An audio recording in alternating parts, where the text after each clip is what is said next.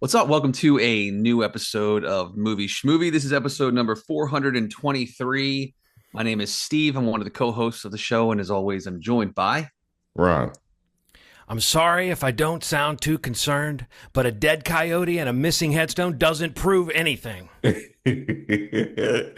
Alternate, trick or treat, motherfucker.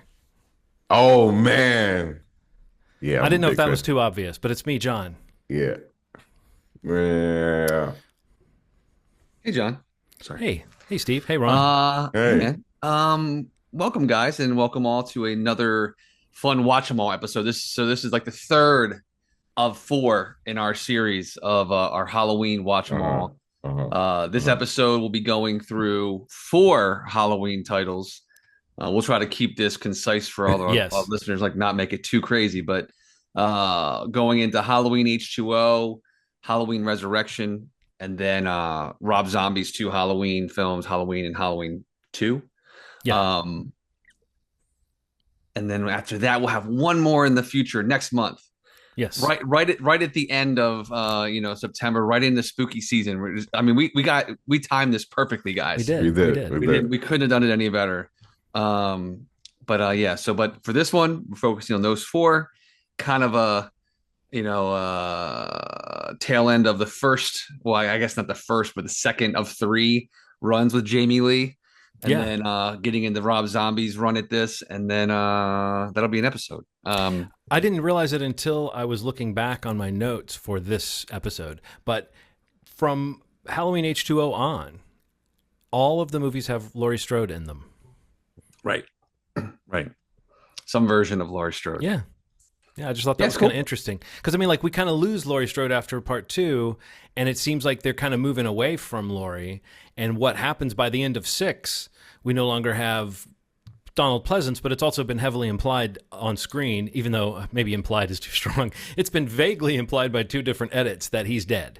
Well, no, in one edit, at the producer's edit, he is now the keeper of Michael, who is posing as the man in black. That's how the producer's edit of six ended. But the theatrical edit of six ended with the suggestion that perhaps Loomis had gone back in and gotten killed by Michael. So either way, Donald Pleasance is gone. The character of Laurie Strode is long since gone. Jamie has come up and been killed. So we really are looking at, like, with part seven, there were so many different ways they could go with the franchise, and what they did was bring back Jamie Lee Curtis, and then sort of forever after tether to that character. I just Yeah. think that's kind of an interesting distinction, because before I was beginning to feel like Loomis was kind of the lead of the series, and that kind of that handoff happens around this point.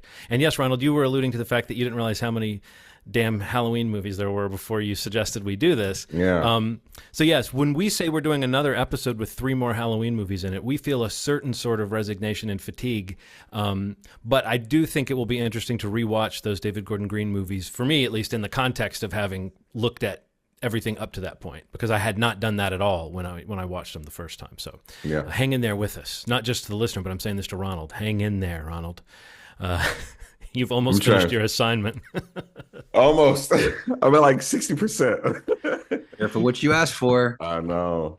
So, I mean, I don't know. Last time when we said what would we do next, or we approached that question, Ronald, you sort of said you just wouldn't make another Halloween movie. Yeah. You wouldn't do another one after six.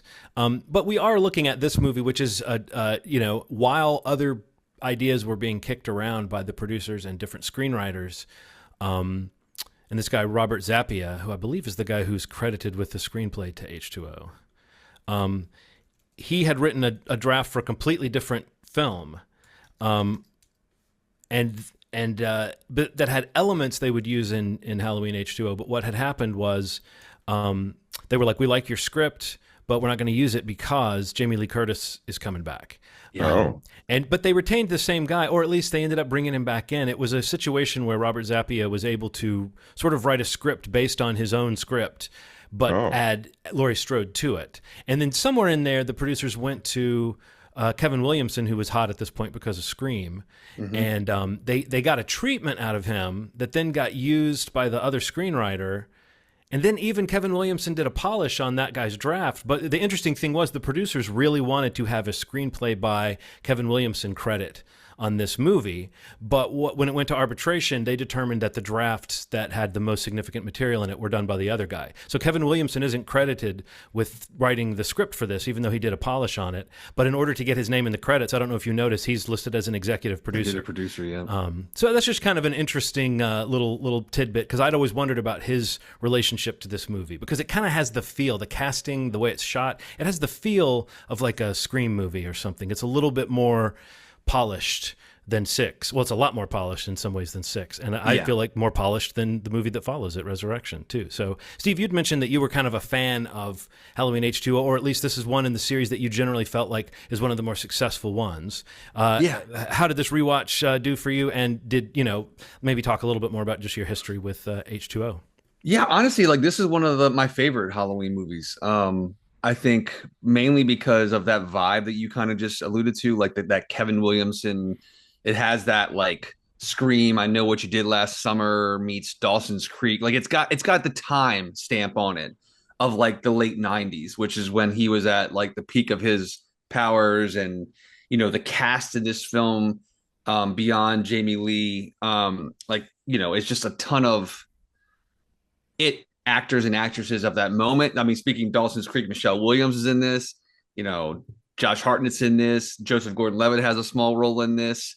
There's just a lot of actors and actresses and even smaller roles that were hot for a run there that, it just was very relevant time. Like, not to mention, Josh Hartnett has The Faculty, there's just a lot of and horror buzz. What's that? He also has that Hartnett haircut. The haircut as well. And honestly, like you can love it or hate it, but like the music in the movie is so 1998. And the soundtrack was pretty big. I can just remember seeing this in theaters. Like, it's just a very good experience for me. I like the movie overall. Again, I like the idea of Jamie Lee coming back and it kind of being like a continuation that, post Halloween 2. But I don't know, like, yeah, it just falls in line with the Laurie Strode story. Because like I said in the past episodes, like I love 4 and 5, specifically 4. But I mean, this outside of the original is probably my favorite. And I think really it's just because of where I was at that time. I'm junior in high school, super into horror movies, super into slasher films. All the music at the time is in this movie. The modern rock tracks of the era were in the soundtrack. Creed had a music video for this movie that was like a top video on TRL. Like, it just was everywhere. Did it have like clips from the movie interspersed with the band? Okay, yeah, I always exactly. I don't know if maybe modern listeners that are our age remember that, but I feel like if you're too young, you might not remember the era when big soundtrack songs would always have like a video. Yeah. That they would make a big deal out of premiering videos too by big artists on MTV, so you'd know what time it was coming on, at least the first couple times, and they would just throw in clips. Like, they'd find some way to mix the person doing the song in with and sometimes it wouldn't just be clips; it would be actual actors from the movie kind of showing up to vamp and act a little silly in a video. That's just a totally different era, it's kind of wild to think about it, because there'd be like, they would mash up that performance of the band with clips from the movie, or the band would be performing in a set that is from the movie, or they would have that crossover there. But there was a big song specifically by the band Creed, the What's This Life For song, that was like a big song on their own. And then they had a cut of it from this movie they had a specific music video, and it was like a second life for that song that kind of blew it up even bigger than it was going to be, or that it was at that point. But I don't know, like I just have a really great feeling and memory of this movie, and rewatching it, I felt exactly the same. And especially recently, like seeing Josh Hartnett and stuff recently, talking about Trap last week, and like just him being around still is cool to see him in stuff again. Because when he had his run, I was a huge fan. Like, I loved him and stuff in general. So to see him in a Halloween film where he's Laurie Strode's son, and it was a good experience for me in memory, and rewatching it, I felt exactly the same with it. Well, Ronald, you didn't want there to be any more, but you knew there were more. So, this is clearly a nostalgia play, bringing back Laurie Strode bringing back Jamie Lee. Also, maybe one of the first series I can remember doing that, where they were like, this is not a sequel to the last movie. This is a sequel to the second movie. Forget Right. these others. But it keeps aspects of Laurie in the sense that she fakes her death in this world, but it's a different thing. So you can see how they kind of feed off of each other. But this is like Halloween 3, 20 years later. But I mean, Ronald, what basically happened here was Jamie Lee Curtis wanted to have this 20-year anniversary. She wanted to kind of give back to the fans. She had sort of done a lot of horror movies early on, gotten away from it, and wanted to kind of give back to the fans. John Carpenter at one point and Deborah Hill were coming back to write and produce and direct this thing. He said, you guys owe me a lot of money for the money you've made on Halloween that I didn't get. So he asked for like a pretty high salary, 10 million or something, to come back and direct. And they said no. And so he left. Damn. And Jamie Lee Curtis was sort of like, I still want to do this. And I don't think there was any bad blood between John Carpenter and Jamie Lee. But I do think this is one of the movies that he stepped away from the most completely, or this was the beginning of him being more like, I'm just not involved. I'm not coming back and having more conversations. I'm done with this. So, I mean, this is a nostalgia play. Do you think that's a better move, Ronald, than what they might have done, which from what I could tell was maybe going to be new set of characters, like a detective sort of character who was going to be the lead of a new movie. And there was also going to be some tying into the idea that a film that could sit anywhere, like basically they got a guy to write a movie that I think it was Robert Zappia actually, that kind of sat outside of continuity. Like they don't do any Cult of Thorns shit, but don't contradict any of the previous movies was sort of the plan, you know. And then they went with this other thing, which is, we've got Laurie Strode, we've got the name brand kind of coming back. We don't have Loomis, but we've got Jamie Lee. Which sounds more interesting to you now that you know the movie you got? I'd rather the previous cast, I guess, the nostalgia play. Yeah, you know, I realized as we were sort of preparing to watch these, I've always confused Halloween Resurrection and Halloween H2O. Just in namesake. I've always swapped though. I always thought Halloween H2O was Busta Rhymes for some reason. I don't know why. Maybe because Resurrection sounds like the movie where you bring back Jamie Lee Curtis as Laurie Strode. Yeah. Why would I want him in a resurrection movie? Well, give me. But yeah, instead you get LL Cool J. You get one of the deepest bluest my hat is like a Sharks fan. I'm so cynical that I think it's because they liked LL Cool J and H2O that they got Busta Rhymes to be in Honestly, yes, man. I mean, LL Cool J really plays it pretty close to the hip. It's pretty grounded in the world that it's in. Like he's a better actor than Busta Rhymes. We can just say that. He is. Like, I don't know about MC, but better. Right. Actor. I have like a weird. Now it's weird. I have a connection to this movie now that I didn't have before. I implore anyone that goes to Universal California to take the VIP tour. It is one of the coolest tours you'll ever take in your life. And what you realize is, although IMDb credits just one part of this film, there's a large majority of this film that takes place in Universal. There's a portion where you go on a tour where it's like a flood. Some water comes down, it stops, and the water comes down. But that's like Laurie's house, essentially. Like the gate where the water comes down is essentially where she lives. So it like messed with me real bad because like I went through this, behind the studio sort of tour. And I see this place. I'm like, oh, this is really cool looking. Oh, water's about to kill me. And then I watch Halloween H2O and I see this same set from Universal. And it's really interesting because in general, actual land for filming is disappearing in California. It's like literally going away. Like it's being overtaken by businesses and stuff. So like the large plots of land with like fake buildings and stuff is being condensed, and they bought quite a bit of backlot.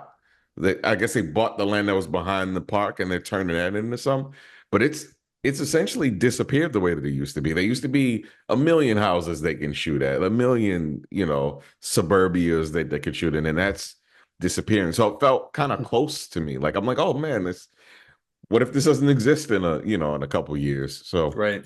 I felt really attached to that. So, but then just the movie was tight. if I could say if there's anything that I valued about this movie over all of them, is kind of what you guys were getting at. Like the script was tight. It felt like a sure hand was doing this. Like it felt like there was a clear idea what Michael Myers was. Because sometimes some movies it just felt like they didn't quite know who he was. Well, I mean, they keep it simple. You're right. Yeah, they right. keep it simple. It's like, oh, he's scary. He kills people. He's coming for her. It just feels like that's simple. And there's no like, the magic of it is just kind of how crazy he is. That's kind of what I think is cool about it. It's like the depths are wild. You see, if somebody's body is up on the ceiling, you're like, holy shit! Like he's strong enough to put somebody there. So that's the magic of it all. So I don't know, man. I really like this one. I was not expecting. I think it is solid from what you're talking about from a filmmaking standpoint. It's one of the better Halloween movies. Yeah, I enjoyed it. But you talking about Michael Myers, like what he can do. We talked last time or one of these times about single stab power. Yeah, that he has single stab power, but he's lost it in this. Do you notice I think it's influenced by Scream. That when he stabs someone, it's kind of like choop choop choop choop. It's a little bit more frantic. But in general, this is a flailing kind of frantic Michael. Like when he's flailing at him with the knife through the grate, we've only really seen him be that kind of like off his game a few times. Like I remember in the hospital, the final scene there where his eyes have been shot. That's something he just grew his eyes back, I guess. But like he's flailing around with like the scalpel in his hand, and it's like he's just a dude who can't see flailing around in a room, And I like that moment, but I think those moments where he seems kind of goofy, it makes me think about that's a real feature of the Scream series, right? Isn't it? The Ghostface slips and kind of seems human. But yeah, I think that keeping it simple like that. But so he doesn't have single stab power anymore, but I do notice he has something else that he can do, which is the single arm lower down from a place where there may be an ambiguous, like, where was he hiding? He was just in the ceiling. He's done it. He did. He did it twice. He did it in H2O and in Resurrection, just coming down on that one arm. That's a real show-off move. Yeah, what the hell? His upper body strength is crazy. Yeah, even in places where it seems like you didn't know there was a recess that he could have been that he could have put his hand. Yeah. But no, I think this one works. I think, and when you talk about how tight it is, Ronald, it really is like it's an hour and 26 minutes or something, and it's like almost an hour in before the carnage starts. The carnage kind of moves a little fast. In some ways, I will say I think that there could have been more characters, or there could have been a little bit more time spent on like the whatever you want to call them. I don't want to call them like scenes of someone being terrorized, but I guess that's what I'm saying is a little bit longer cat and mouse would be fun. Pretty much once he shows up, he kills the two friends.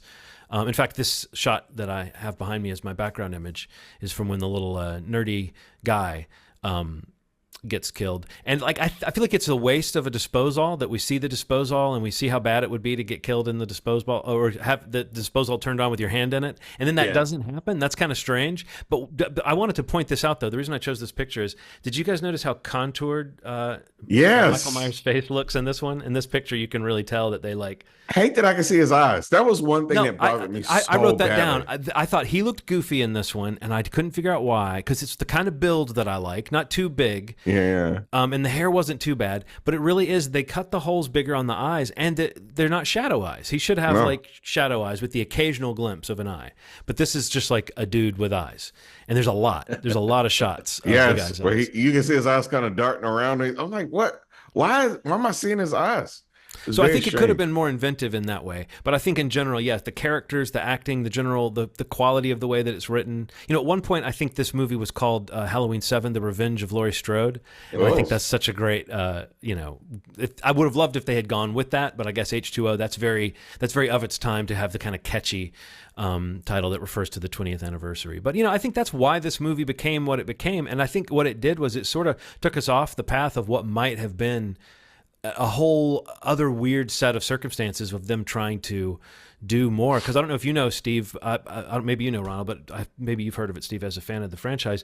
This was around the time that there was talk of doing, because Dimension owned all these different franchises, of doing a Pinhead versus Michael Myers movie. Just because Hellraiser and Halloween are under the same roof in terms of rights, not because there's any logical way to connect those two characters. And so like as early as 97 or 98, there was a script going around, but definitely after the success of Freddy versus Jason, there was a real attempt. So there were several attempts to jumpstart a script that would do that. You know, that would put Michael, have him end up in hell at the end fighting Pinhead or whatever. And in some ways, I think that craze went by and they just said, oh, it would have seemed very silly. But they thought of a lot of. It wasn't just John Carpenter thinking about putting Michael in space, like I told you guys last time. There've been a lot of questions about where to go next with this franchise, and I think there's only a few franchises in my mind that work that way, like where there's that much question about what to do next. Like even with something like Friday the 13th, they'll add something like a girl with psychic powers, but they don't seem to. Well, they did do Jason in space, so I guess Friday the 13th is over there living its best life, doing wacky shit, while Halloween is making these weird moves. But this feels like we would now call it fan service, but it feels like a successful bit of fan service to bring back Jamie Lee Curtis, who now looks young to me. That's how old I've gotten, is that now when I see her in this movie, she looks very young to me. So that's just, that'll happen. That'll happen to us all. As far as young faces, you mentioned Joseph Gordon-Levitt, who I thought was really good. And I think that opening scene has an appropriate level of cat and mouse. I thought that was a good example of creating suspense, of not knowing the rhythm is off. You don't know exactly when the deaths are going to happen. But it felt like in the tradition of a Scream movie to have sort of a splashy opening scene that is like a little vignette. But it also set up a lot of things about what's been going on, which is that, Loomis is gone, but, that somebody stole something from his... Not just somebody. Michael Myers stole something from his home office, which is theoretically the information about where to find Laurie Strode, who is now, what is it? Carrie Tate? Yeah. She's the headmistress of Hillcrest, a private school. I don't know. I just felt like a lot of that stuff was sketched in. They took the time to sketch some of that stuff in. Adam Arkin is likable. I think he has the quiveriest death that we've seen in the series when he gets up on that knife. His little the quivers go on for quite a long time.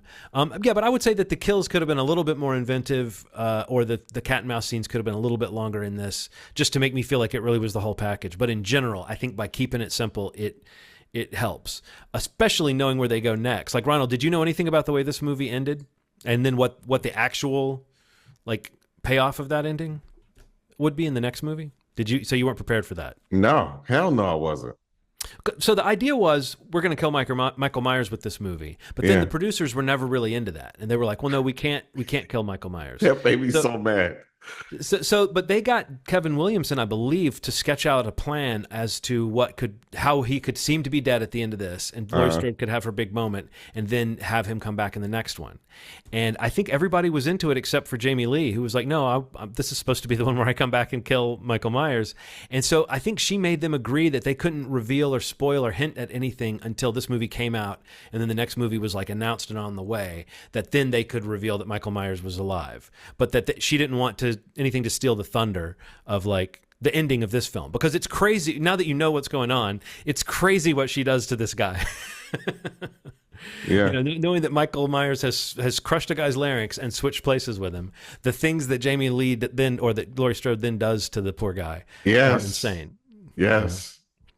It's what it doesn't make any sense, but okay. See, I don't like what they do with that. I don't like that. I don't like the way she goes out in the beginning of the next movie. I feel like it's that weird thing of bringing somebody back to kind of play him like a chump in this horror sequel, and I never am a big fan of that. Yeah, I don't like that either. So, but did you have any idea that was even going to happen, or that she was even going to be in Resurrection for 15 minutes or whatever it is? No, I had no idea. And sealed it with a kiss. I didn't know that was going to be a thing either. It was like, what the hell am I looking at? Her. Yeah, that's nuts.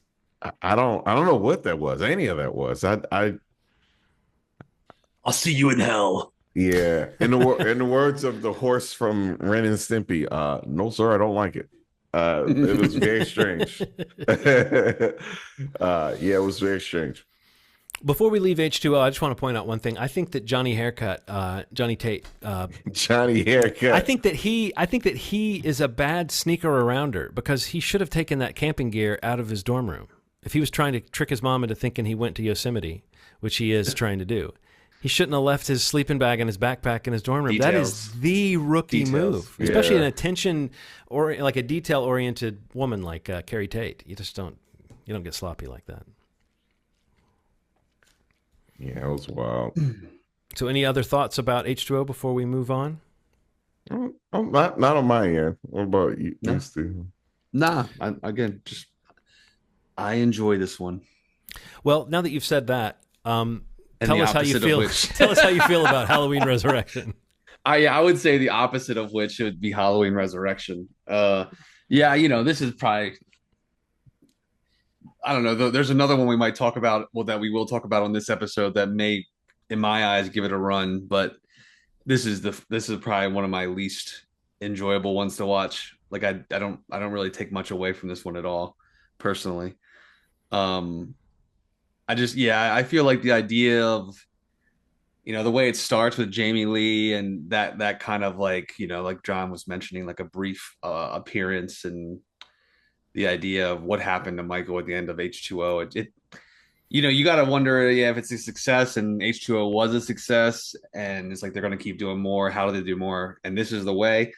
It's also like the angle of, the internet era of everything, and like, live streaming, and like, the technology finding a place in it, which maybe that there's a way to do that properly or better.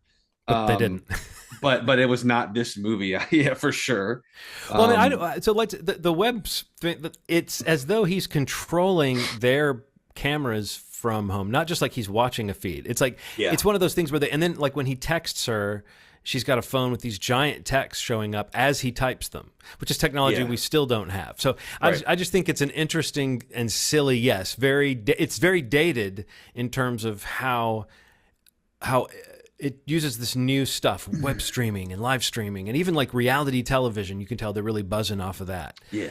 There's a reference to Survivor with you'd be voted off the island or whatever. There's all that kind of shit that's very of its time. But yeah, it's of its time, but also like not very well worked out for its time. So it's not even an accurate time capsule of how the technology would have worked. And Dangertainment. Dangertainment. Dangertainment.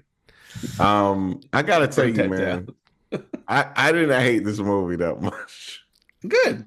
I really like that scene with Busta Rhymes, man. When he's like has the mask on and he's cursing through it. It's something. Yeah. So when I was younger and I saw that, it made me laugh. And it made me laugh even more. So what the fuck you doing? Okay, I'll tell you, I don't generally like the way that Busta Rhymes got to warp this movie around his sort of persona as like a cool guy, because you don't really get to do that in a Halloween movie. You know what I mean? Everybody's fodder. Yeah. Everybody, even Yeah. Jamie Lee gets fooled and stabbed and, gets dropped in. But that scene I liked because it reminds me of those other times we've commented on where somebody doesn't so much get the best of Michael, but that Michael just kind of plays along with the situation. Because in a sense, Michael's like, oh, I could kill this guy right now, but I also could sort of go along with it because he thinks I'm some guy. Like Michael seems to like to pretend to be a person for a little while. He loves it. He loves it. So look at him. Just look at him. He loves it. He loves it. So I think that scene is funny to me because it seems to have that kind of energy, and I feel like Busta Rhymes is kind of funny in that scene. Like I think other moments we catch him like trying to be funny, or even just there's some weird lines he's got that are like that go on way too long. Like, did you know the scene where he's like drinking wine with Tara Banks, and he's like, what does he say? He says like, it's just it goes on way too long. It's like, well, I think we'll both be celebrating if things continue to go the way that they seem to be going for us, which is very favorable at the moment, and I hope it stays this way. I mean, it just goes on a little bit longer. It's like he's not doing bad with it, but it made me wonder how much of that is Busta coming in and like being Busta, and how much of that is Busta like gonna a Busta. script Busta gonna Busta. that he was sticking to. Because I do think that like at the end of this film, the fact that he doesn't say, I'm really sorry that I sort of indirectly or directly got all these people killed. That fact that he's like, get out of my face. That guy says, how are you doing? Or whatever. What are you going to do? Like a perfectly logical question for a journalist to ask. And then he's like, come here. And he smashes the camera. I just feel like there's an unearned sense of like, this guy can't be beat that doesn't, to me, match Yeah, a it Halloween doesn't. movie. It more matches like a scary movie or something a little more spoof oriented. Yeah. But if we're going to It say, oh, does. occasionally someone fights back and they get to survive, I would have liked to have seen just a better written character for him, because I don't think Yeah. Busta Rhymes was like unable to show up and be entertaining. I just Yeah. think it feels like it turns into you know what it does? It feels like, you know, like Abbott and Costello meets Frankenstein. Yeah. This movie is like Busta Rhymes meets Michael Myers. You know, Yes. it really turns into that. Even so much so that like the other Sarah, what's her name? I don't know. I think Sarah's the name of the character. She Sarah, gets yeah. trapped under the tiniest, like flimsiest looking filing, like shelving unit that falls on her, and she's like, and that's why he has to come in and save her, like carrying her out. When what happened was like a little thing, like a thing you would buy at Office Max, fell on her, and when he throws it aside, it's so clearly nothing. It's just that it feels like kids were playing and they didn't really work out Yeah. the geography of a scene. Yeah. And I feel like Busta Rhymes is sort of part of that, but he's certainly not the thing. Like if I were going to complain about this movie, he's an actor in the movie. I think the overall structure and the sort of sloppiness of just what they're doing, like there's tunnels and hidden chambers underneath the Myers house. There's all this stuff that just doesn't fit Yeah. the story at all. So Also, like him just making like what he perceives as like sounds that martial artists make. when he goes like, "Wah!"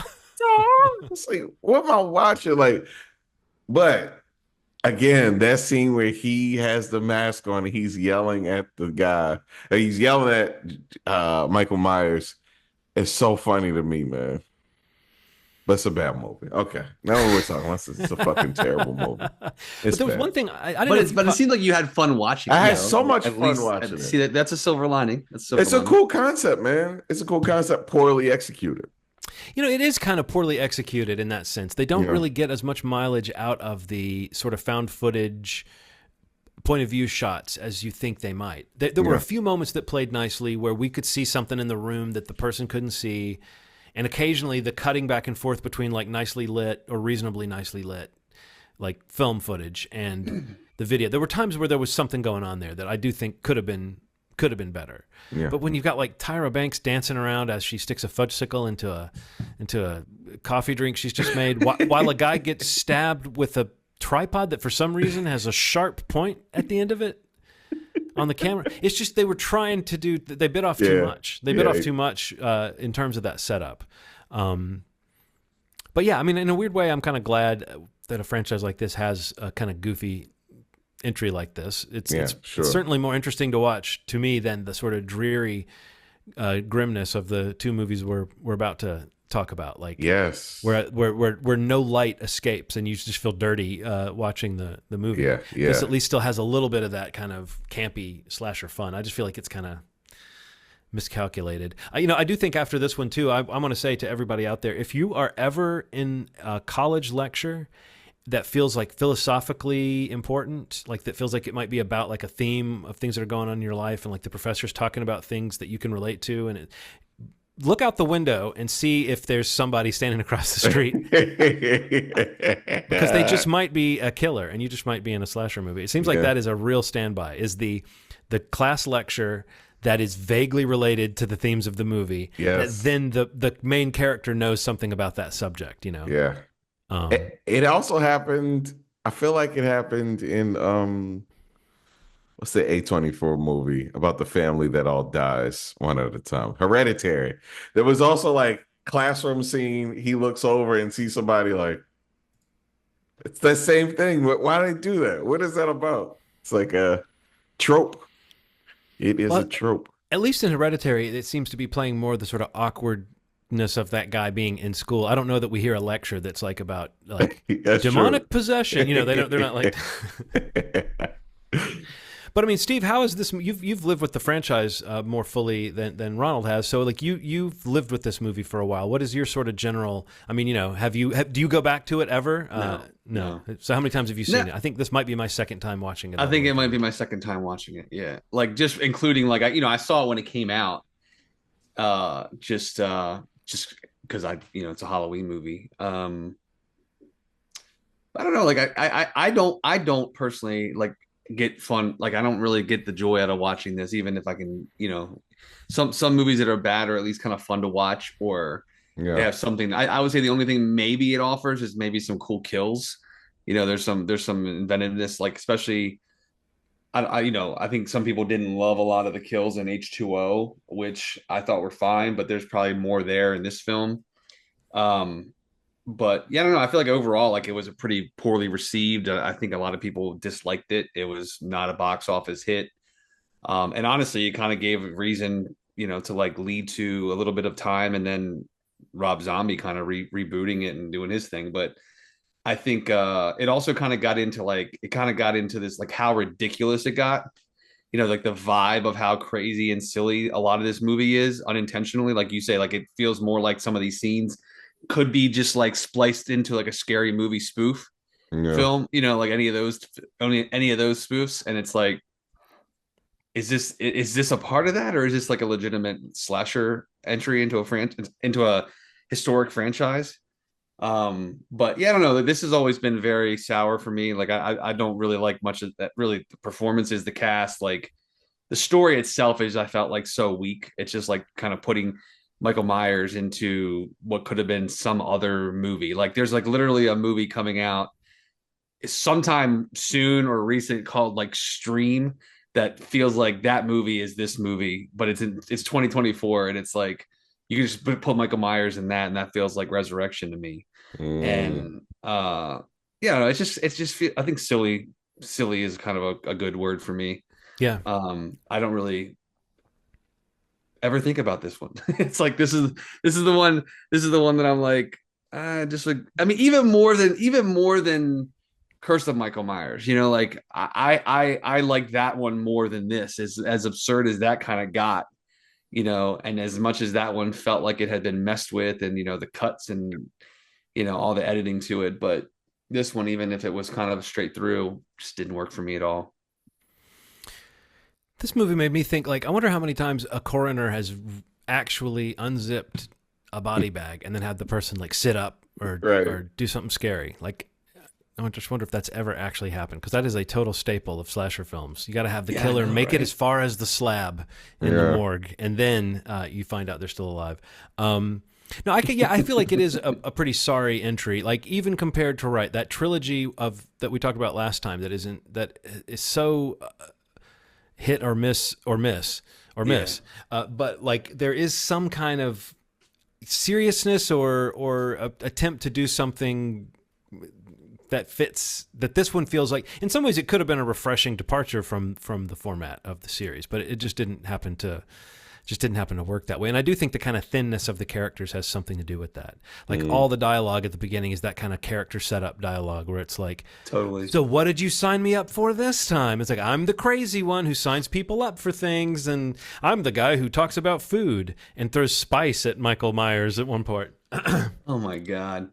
Um, Forgot that, yeah.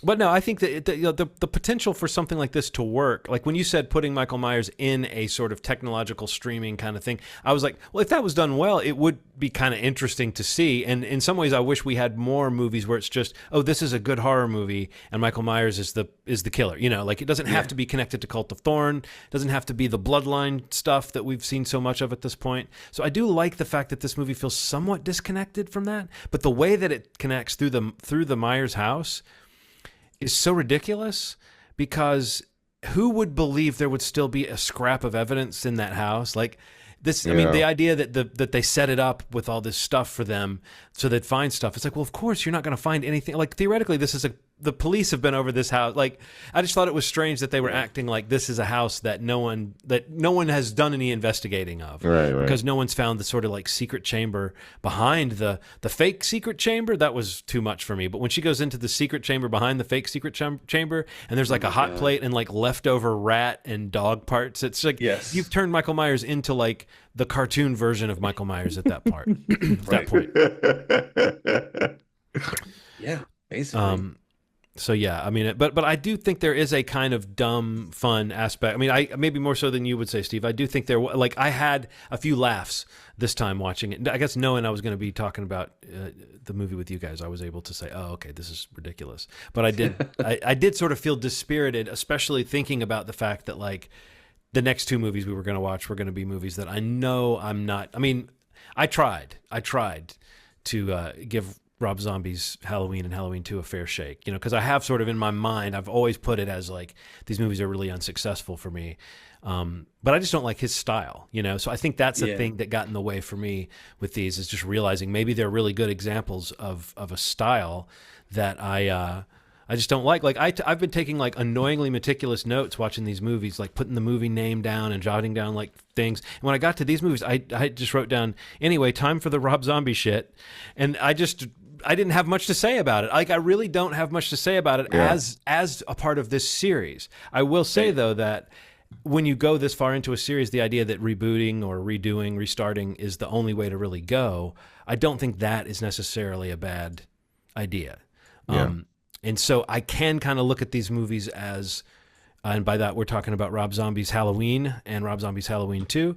I can see them as like, oh, interesting attempts to keep this franchise going, as we've been talking about. We've seen some clunkers already. So the idea that this is another attempt to get this thing going. And then the first one was successful enough to warrant another one. Rob Zombie didn't really want to do more with it, but he came back, I think, because he didn't want someone else to mess it up.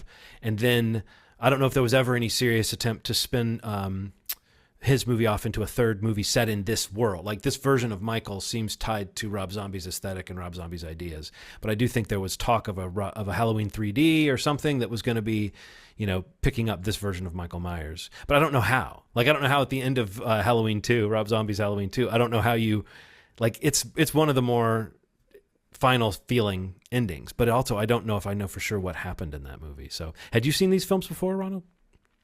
Yeah. I was actually a really big fan of the first one. Like still, or just when it came out?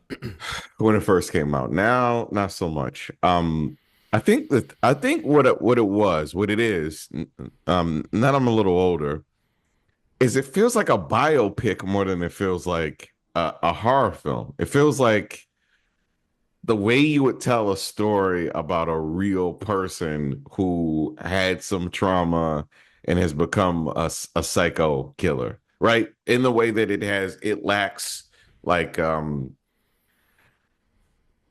think I know what you're talking about, this style of movie. It's the same thing that Terrifier's made with, where it's just the brutality of the thing. It doesn't have any lightness to it. It just is the brutality. It's not like, oh man, I gotta check my watch, and then it's like, you know, it's like, I don't know why that would be a joke, but, but you know what I'm saying. The context. Everyone out there, write the setup for that punchline. And send it yeah, but some aside, some like it's like I tell you what it is. Sometimes I'll get on stage and tell a joke, and the whole room will laugh if I'm lucky. Then after I get off stage, there'll be like two people that come to me and just say the punchline. Almost like they missed what made this thing special. And I think that Rob Zombie is a punchline person. It's like he watched this movie probably as a kid, was like, oh, this murderous man is really cool. But it's like he missed the nuance of what made these films good. It was like the suburban aspect, the like the way it felt. You know, it's like that's what it was. That the idea that you have this suburban area that's clean and safe, and then you have a guy come in and wreak havoc. They even captured it in the newer ones, the newer trilogy. They understood that part of it. Well, also that Michael Myers was an innocent-seeming 6-year-old boy who suddenly snapped and killed his sister one night. Yeah. And hasn't spoken since. Yeah. Like that is so much more like, it's interesting. I mean, it's clean. It's interesting. Saying he was a kid who was already like torturing animals and beating bullies to death, and like, and his family is this sleazy, dirty. I mean, it's not just okay, whatever. I'm not saying anything. It's about, a like, biopic, man. But it's like it's worse than a biopic. Like no one who lived through this would make a biopic about it, except maybe J.D. Vance. But no, I think that there's just Hillbilly something. Effigy. Elegy. I think that there is something about it that like the sleaziness doesn't appeal to me. It's not like I'm like, oh, it's so too much for me. I just feel like Rob Zombie, what I thought was, does he hate everyone? Like, except for Sherry Moon zombie? Does he hate everybody? Because it feels very misanthropic. What you're talking about, Ronald, is like a world where characters don't have any levity or any light. Yeah. They're not given room to be. Now, again, a movie can be just that. That can be the aesthetic of the movie. And if that's the case, then you can sort of almost admire a movie that steps into a franchise like this and does something so different. You know, Yeah, like he for said, sure. he didn't want to try to repeat the first one, and like he definitely didn't, and he went in the other direction. So I don't think these aren't deliberate choices.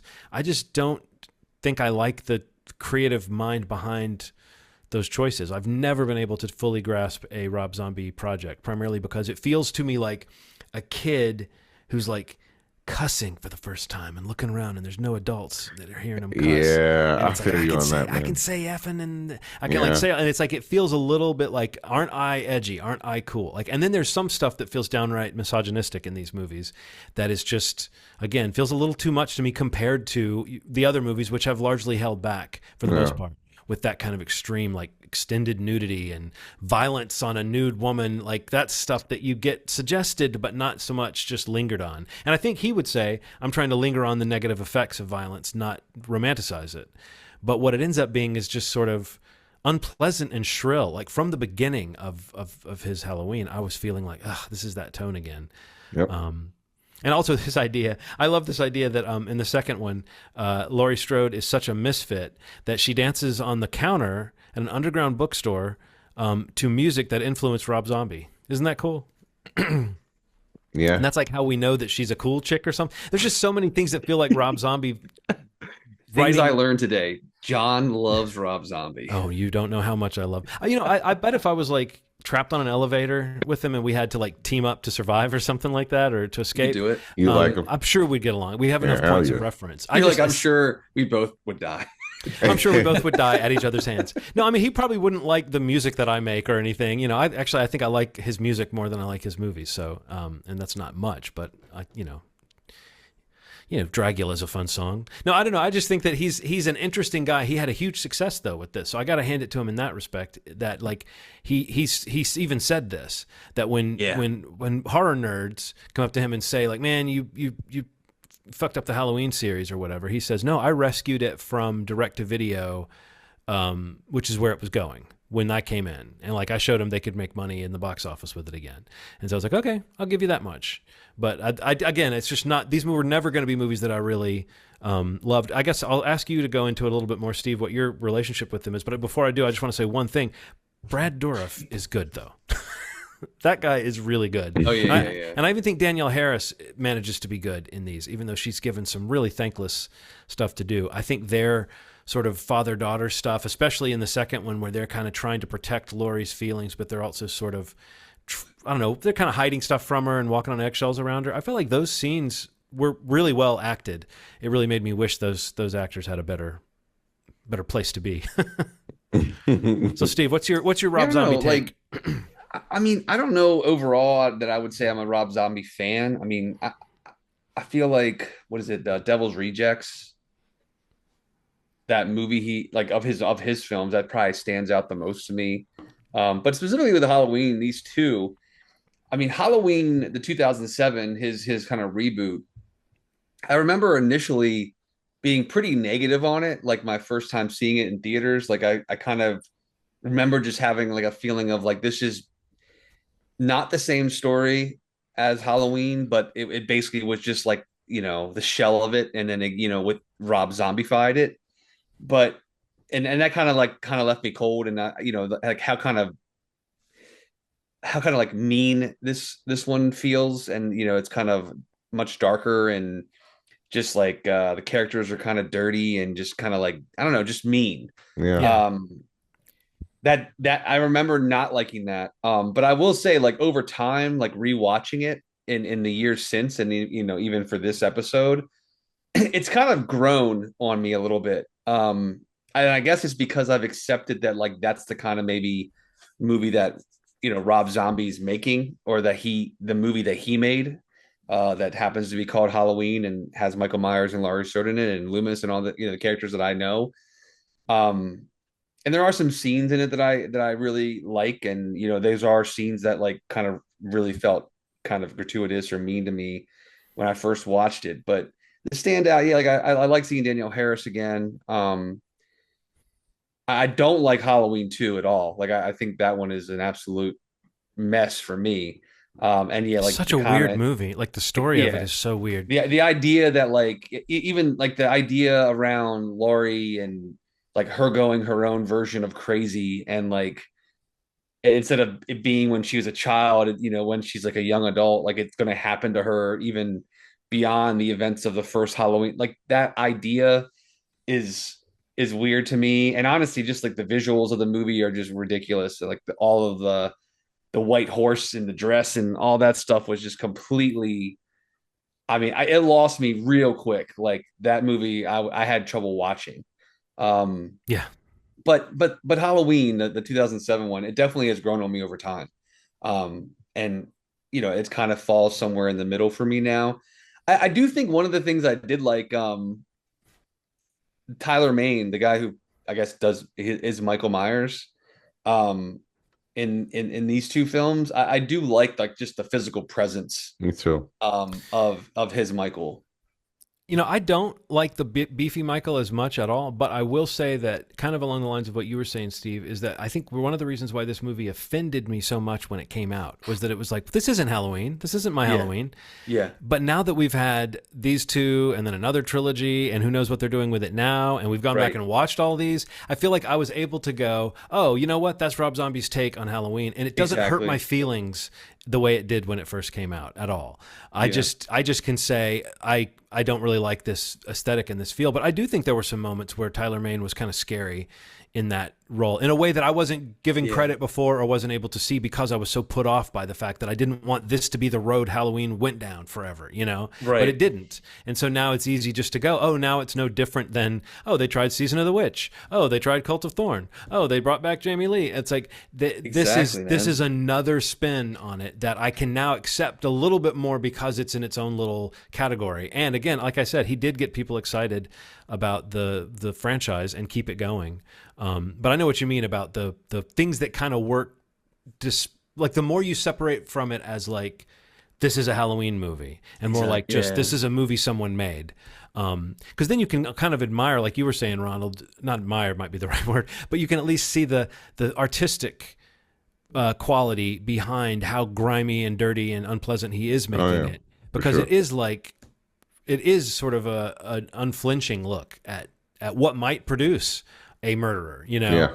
um, the boy, here's something I heard. The original treatment, though, instead of a bully that he beats to death, it was a 9-year-old girl that he lures into the forest and he beats her to death and pisses on her. what? Like, but that's your Rob Zombie Oh aesthetic. my Like, that's the God. where the guy went first before they said, "Oh, tone it down," and he was like, "Oh, okay." That sounds awful, But man. I'm just saying, that's why I don't trust the aesthetic. But I do trust the idea of handing the keys to a franchise like this to a person who's going to do something Yeah. potentially fucked up and offensive with it. I don't know. I mean, I feel like to me, the pleasure is still somewhere percolating. If even if it's a terrifying horror film, there's some pleasure in the Yeah. craft of it, or the scene, or the performances that I get. And these movies don't really give me much of that. But I don't think they're necessarily poorly acted across the board. And I was surprised to see what you're seeing, Steve, and that Tyler Mane, who I've always sort of railed against as like, this is not Michael Myers to me. I was like, okay, but what if it's just he's scary because he's a big scary guy who's coming in and he's killing everybody, and I don't think of him in relation to Michael Myers. I just The think of him boogeyman, yeah. as something that's on screen. There were a few scenes where he visually got me, like the scene where she was in the little booth, security Yeah. booth, kind of locked Yeah. in, and he was coming in for her and kind of going around, and finally he breaks through the windows and comes in. Then it goes to like she's waking up from that. Yeah. I was almost bummed that she woke up from that because I thought that was one of the better scares Yeah. of either of the two movies. It was just in the way that scene was put together. So yeah, it's not like Rob Zombie can't do it. I just find so often, again and again, what he's interested in showing is not the part that builds the suspense for me. Like what he cuts to and the way he films it. It's always sort of like, how bad can we make these actors look on Yes. camera, and how awful can what they're doing be? But I don't know. Any favorite moments, Ronald, from these non-favorite films? I really did like the dynamic. I mean, before he bludgeoned him with a goddamn TV. I really did like the relationship that he had with At the hospital. at the hospital. Like there Yeah. was something really cool about it. Like he Oh, understood him. with Danny Trejo's character. Yeah, he was. Yeah. He liked him. He seemed to like him before he decided to zap out.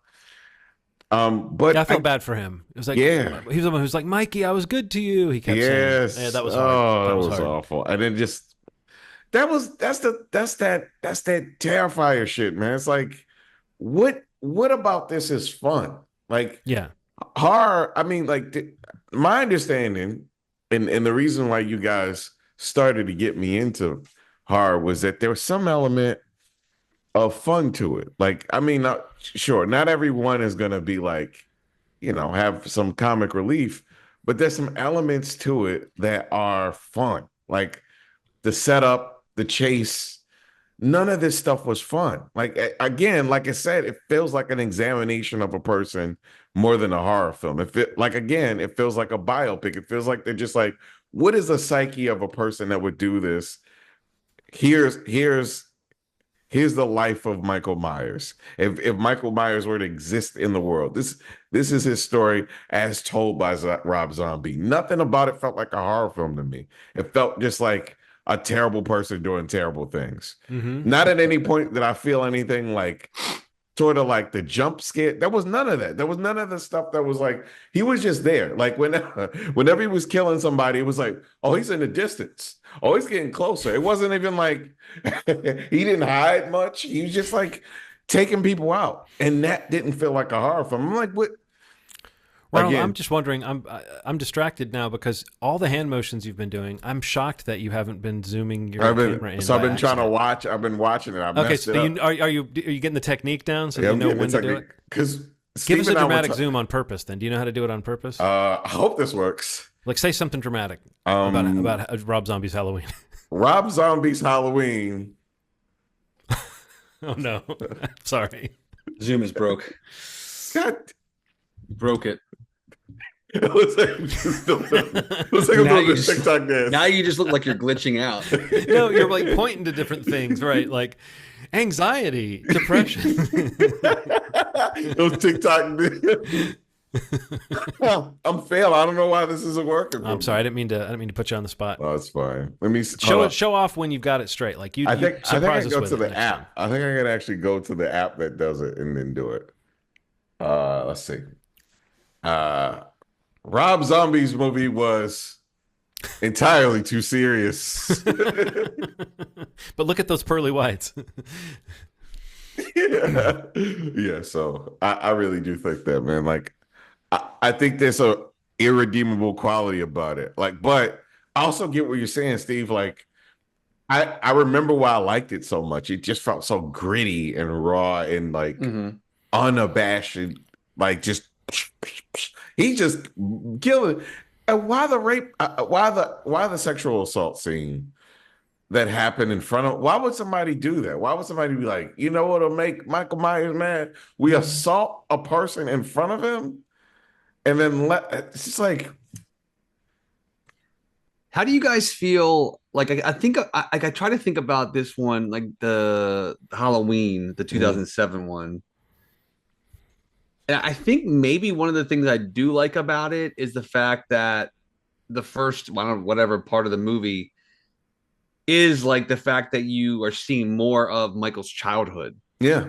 Do you guys like that about this one, or did you like the idea of just like the quick scene in the original, or even like kind of what they do with the end of 4? Like this flash of like where it went wrong.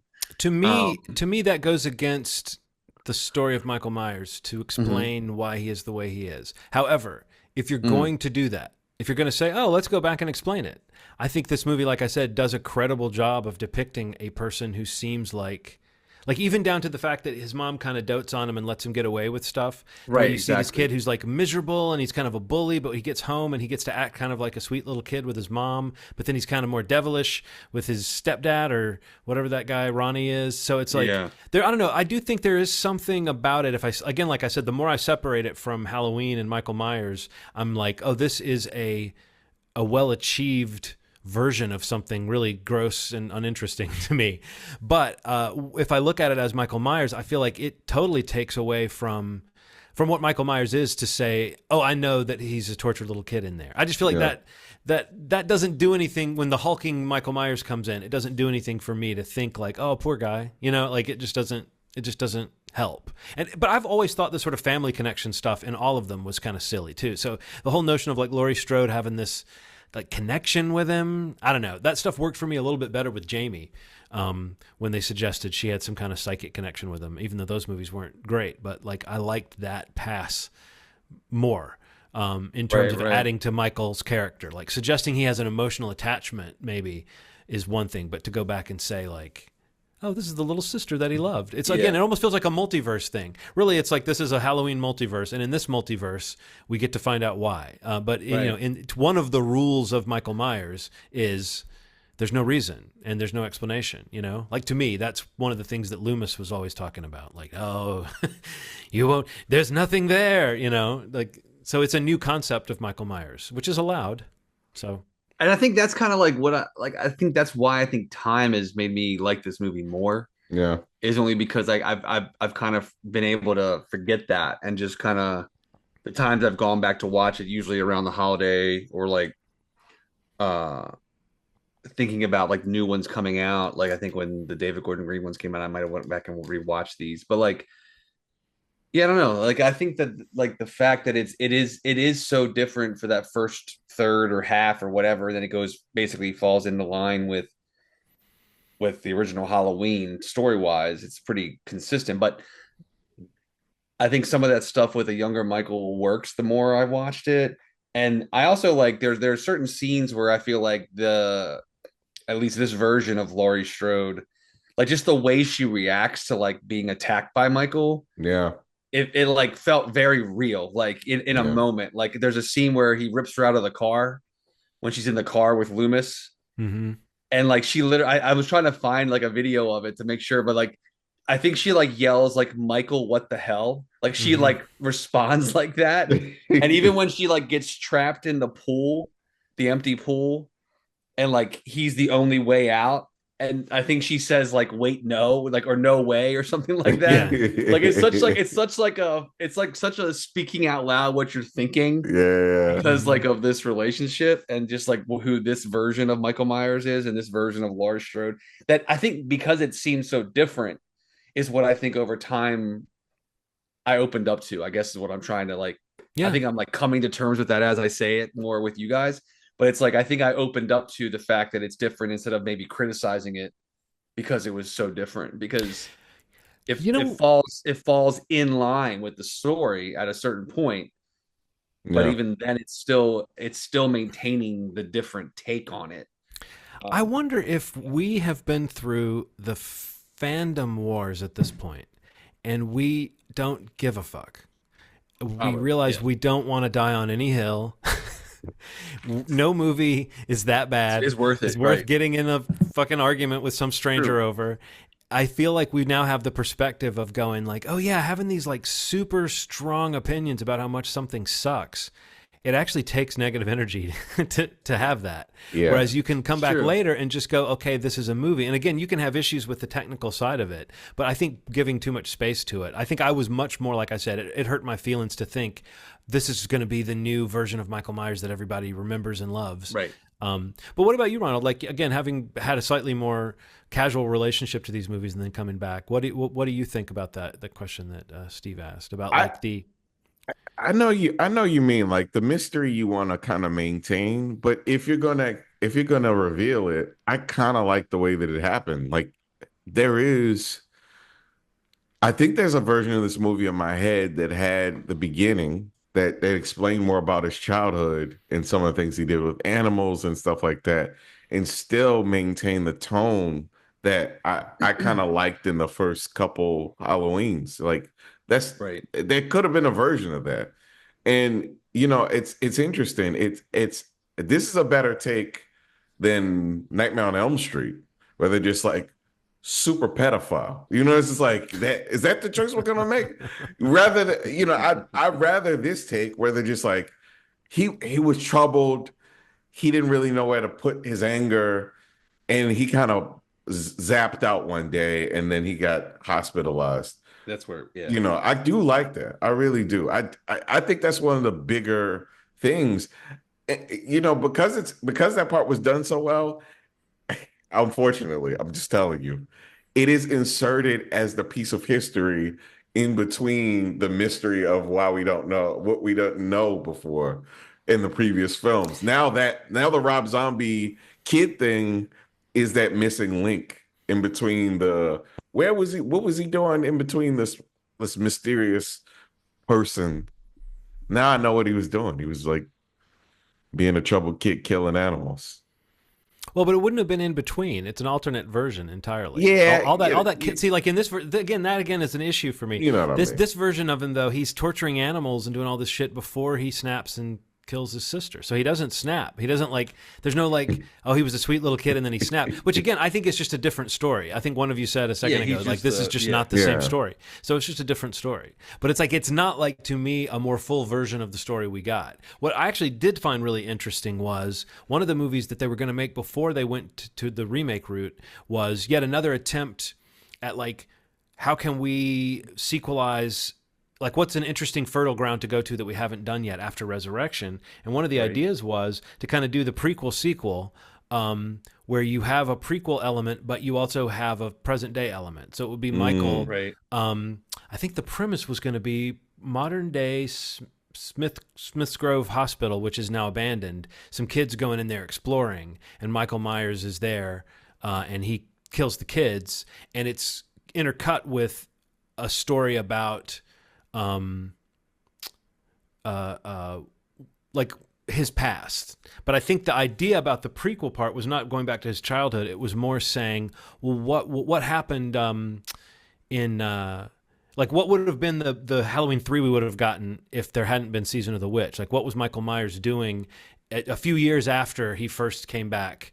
And, you know, like all that stuff. So it's like, it was interesting how much they were playing with ideas about flashing back to Smith's Grove and showing some things there and showing how Michael Myers spent only 6 years in the Myers house, but he spent 15 years at Smith's Grove was what they were saying. That was more his home than the Myers house. And so they were like, okay, if the Myers house seems like it kind of burned down, or at least part of it did at the end of Resurrection, where can we go? Smith's Grove would be the sort of like, the new fertile ground to go into. I think it's kind of interesting that even though we didn't get that exactly, it seems like Rob Zombie picked up some of that, including an idea that had to do with Michael Myers having a vision of his mother at some point, was something that you know, again, was just out there in one of the drafts that then when Rob Zombie, but I've noticed digging into these movies, all the versions they didn't make, there's lots of stuff like that must have been like, oh, the producers mentioned this, or it was on a list of things they could do that then later screenwriters would use, because I do think just the idea of going back and telling some kind of backstory to Michael, you can see a lot of different approaches to it. Yeah. I just personally find the idea of like giving, you know, it's like Stephen King, supposedly one of the reasons he doesn't like The Shining is that in his book, Jack Torrance is like a man who's fighting his demons and trying to be a good father and a good husband, and the Overlook Hotel is what like erodes him. But Jack Nicholson, according to Stephen King, seems like he wants to kill his family from the first frame. From the jump. And I kind of feel like that's the thing about Michael Myers that I've sort of like, I don't like the idea that this kid seems like he's going to be a murderer, you know, like from the second I see him.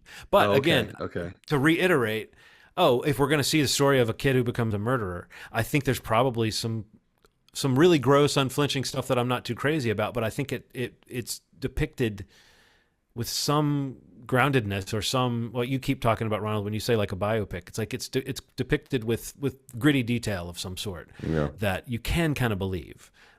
So no, it's just an interesting. I do think the further I get from it, the less upset I am about it. Same. Honestly, the same. Yeah. The less it bothers. Yeah. Except for the stuff that bothers me now, which is just the like, oh, let's see how many naked women can we get blood on. Yeah. It just feels sort of exploitative in a way that doesn't again, to say that stuff can sometimes seem fun, but it can sometimes seem like, oh, sex is just a part of these films. Yeah. But sometimes it feels like there's a real leering camera, and you think about what it must have been like for the actress to have to do the take after take of something, and you go, yeah, this is a lot. Right. Especially because I'll just say it, Danielle Harris, is, she can do whatever she wants in these movies, but it's a little weird having the image of her as young Jamie in our minds and then seeing her this way. It feels like she's doing that thing sometimes people do where they're not a child star anymore and they want to go in the other direction. Make sure you as hard as they can. Yeah. But it doesn't always try feel to good make you as a forget viewer. it. Yeah. Like that's not who I am anymore. So we'll be back in a month for 3 more stabs. That's right, pun intended. At Halloween. And I don't know, Ronald, you can reveal all with your required viewing pick. I had suggested that we do a little mini Jamie Lee Curtis film festival in between these 2 chapters of Watch 'Em All, but you'd said, you had thought of another film. So I'm going to find out right now what's Ronald's final decision. Are we going Jamie Lee, or are we going off in some other direction? Damn it! I feel pressure. Well, it's your turn. No pressure, Ronald. No pressure. No pressure, but don't fuck this up. I only picked this one because it's one of my favorite things in the world, properties in the world. That's the only reason why I'm choosing it for this week. It would have been cool if Jamie Lee Curtis was in this in some capacity, but she's not. So I guess I'll do my pick, man. Finally, there's a version of this that doesn't have one person playing 80 characters, and that is Watchmen Chapter 1. Just came out on PVOD. It's a completely animated version of Watchmen. And I think the Chapter 1 includes the first 3 chapters from the comic book. But this one looks special, man. Yeah. Watchmen Chapter 1. And I think you said it's on PVOD? Yeah, it's on PVOD. So I think you can rent it for like $5 or something like that. Cool. But it is I've been waiting for this one for quite a long time. All right. So this is Jamie Lee Curtis's Watchmen Chapter 1. Yeah. All right, cool. I'm excited about this one. All right, so that'll be on next week's episode. We'll be back into our normal format. We'll do the required viewing and we'll get into some reviews. Hopefully, I think at least some combination of us will go and see Alien Romulus this weekend, and we'll be able to talk about that next week. And some other recent releases that some of us might have seen in theaters at home, but we'll kind of get that all together for everyone to catch up on next week with us. MovieSchmovie.com is the website. You can go there to subscribe to the podcast by going into the platform of your choice. If you want to do the audio option, youtube.com/movie podcast. If you want to go to the visual element, Ronald puts up the videos that we record when we do this, and you can see his dramatic zoom in and outs if you want. We also have a feed going to YouTube as well. If you just want to kind of play the video and let it just play, there's no visual, it's just the audio. We have a feed going to the YouTube channel now as well of every episode as it comes out on all of our RSS feeds. So you have some options there on YouTube. Pick your poison, whichever you prefer. It's there. It's all there, basically. Maybe we should just tell everybody to go to YouTube. It's just all there, literally. But just whatever you could do to give us a listen, give us a rating or review, a thumbs up. We'd appreciate it. And we'll be back next week with another episode. And in a month with the final of the Halloween Watch 'Em All. So it'll be fun to kind of close that out. But thank you so much for listening. And as always, you've made our day. Thanks. Bye. Oh, you did it. His brown eyes. Look at those brown eyes.